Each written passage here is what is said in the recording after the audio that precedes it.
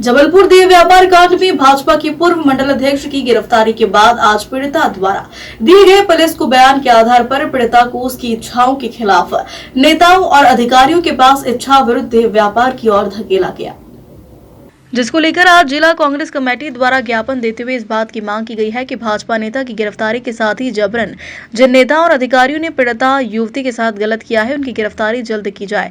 साथ ही इस मामले से जुड़कर मामले से जुड़ी हुई उच्च स्तरीय टीम बनाई जाए। टीम बनाकर गठित कर राजनीतिक हस्तक्षेप से दूर रखकर मामले को गंभीरता से लेते हुए जांच की जाए। जबलपुर देह व्यापार कांड पर कांग्रेस का बड़ा कदम है।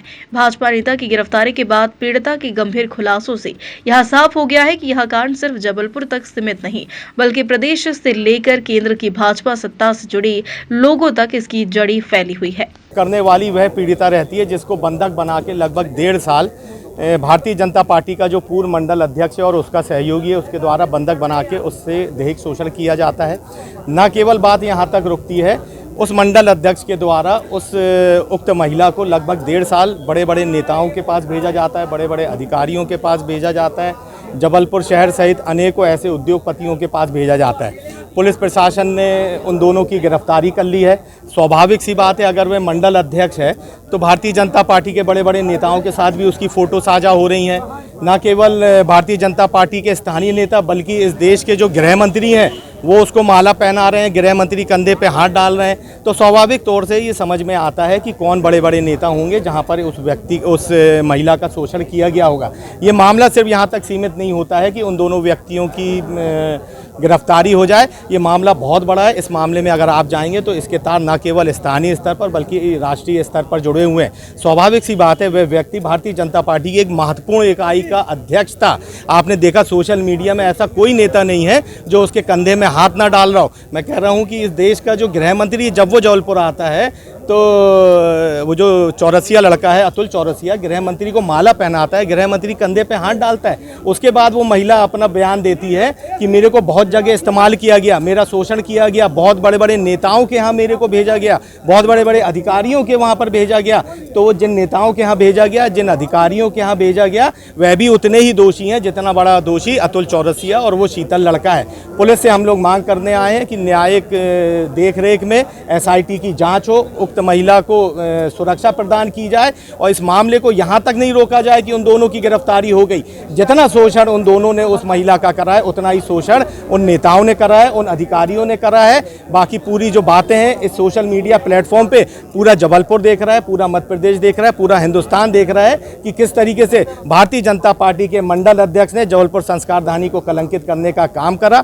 हम लोग यहाँ पुलिस अधीक्षक महोदय को ज्ञापन देने आए हैं और उनसे हम लोगों ने मांग करी है कि इस कांड के पीछे जितने भी बड़े बड़े दोषी हो, फिर चाहे वो सत्ताधारी दल के नेता हो, चाहे माननीय हो, चाहे देश के बड़े बड़े नेता हो, उसमें आपको FIR दर्ज करनी पड़ेगी। अगर हमको लगता है कि इस मामले में पुलिस हीला हवाली कर रही है, सत्ता के दबाव में पीड़िता को न्याय नहीं मिल रहा है, इस मांग को लेकर हम लोग सड़कों पर उतरेंगे और उस युवती की लड़ाई को लड़ने का काम करेंगे। इसमें क्या और भी लोग शामिल है क्या? देखिए, स्वाभाविक तौर से जो पीड़िता है वह स्वयं बोल रही है। हमने पुलिस अधीक्षक महोदय को बोला है कि धारा 60 के तहत आप उक्त महिला के बयान लें, उसको सुरक्षा मुहैया कराएं ताकि उस पर कोई दबाव ना बना सके। और मैं समझता हूं अभी तक पुलिस वालों को उनने बहुत बड़े बड़े नाम उक्त महिला ने बता भी दिए होंगे। इस मामले को कैसे लीपापोती की जाए, कैसे उन दोनों को जेल में डाल के इस मामले का पटाक्षेप कर दिया जाए, पुलिस प्रशासन और सरकार अगर इस दिशा में सोच रही है तो वो गलत फहमी में है। हम लोग तमाम कांग्रेस जन सड़कों पर उतर के उस युवती को न्याय दिलाएंगे और जितने भी अधिकारी, जितने भी सत्ताधारी दल के नेता जिनने उस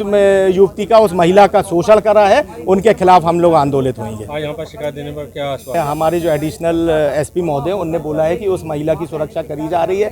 धारा 60 के तहत हमने कहा उनके बयान दर्ज करे जाएं, वो जो होटल थी वहाँ की DVR जब्त की जाए। ये तमाम बातों को लेकर पुलिस ने आश्वस्त किया है। अगर हमको लगता है कि उनकी जो कार्रवाई है वो निष्पक्ष नहीं है तो हम पुनः इस बात को लेकर सड़कों पर उतरेंगे। कुछ दिनों पहले थाना गढ़ा क्षेत्र अंतर्गत एक FIR हुआ था। उस FIR में एक महिला पीड़िता ने आके शिकायत करती है। उनकी एक अतिथि होटल है गढ़ा में स्थित। उस होटल के मालिक अतुल चौरसिया और उसके साथी शीतल और मथुरा दुबे दोनों मिलकर कुछ महिलाओं को लेके आके उन महिलाओं को दैहिक व्यापार में उसको शोषण कर रहे करके हमको शिकायत मिली थी। और उसी दौरान हमने तुरंत पीड़िता को बुलाकर पीड़िता का स्टेटमेंट वगैरह हमने करा के उस दोनों के खिलाफ हमने अत्याचार और इमोरल ट्रैफिकिंग एक्ट के अंतर्गत उन दोनों के खिलाफ हमने FIR की।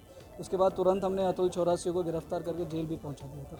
उसी मामले को लेकर आज कांग्रेस की नेता प्रतिपक्षी लोग आके आज ज्ञापन दे रहे थे विक्टिम की मतलब सुरक्षा को, पीड़िता का सुरक्षा को लेकर। और बाकी इसके अलावा इस मामले में इस दही व्यापार का इसमें जुड़े हुए सभी लोगों के खिलाफ कार्रवाई को मांग के आज इन्होंने आज ज्ञापन दी है। महिला पीड़िता का सुरक्षा पुलिस की जिम्मेदारी है और इसके अलावा इस मामले में जुड़े हुए सभी अपराधी को हमने फाइंड आउट कर रहे हैं और महिला का हमने फिर से एक सप्लीमेंट्री स्टेटमेंट भी लेंगे।